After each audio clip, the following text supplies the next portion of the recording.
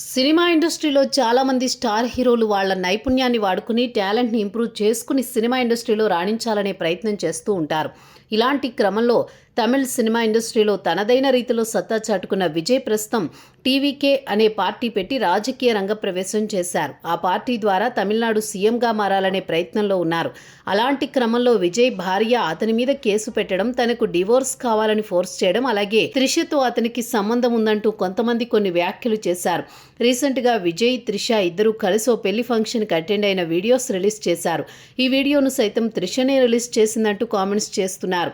మరి వీటన్నింటినీ చూస్తుంటే విజయ్కి భారీ బ్యాడ్ నేమ్ వస్తుంది.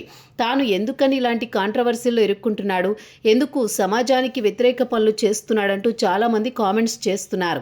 అతన్ని చూసి చాలామంది జనాలు ఇన్స్పైర్ అయి ఓ మంచి లైఫ్ని లీడ్ చేయాలనుకోవాలి, అంతేకాని ఉన్న భార్యకు విడాకులిచ్చి వేరే వాళ్లతో సహజీవనం చేయడం లాంటి వాటిని విజయ్ ఎంకరేజ్ చేస్తే సమాజం చెడిపోయే విధంగా మెసేజ్ ఇచ్చిన వాడవుతాడంటూ మరికొంతమంది కామెంట్లు చేస్తున్నారు. మొత్తానికైతే ఒక పథకం ప్రకారం తనను రాజకీయ రంగం నుంచి పక్కకు తప్పించాలని కొంతమంది చాలా వరకు ప్రయత్నం చేస్తున్నారనే వార్తలు కూడా వస్తున్నాయి.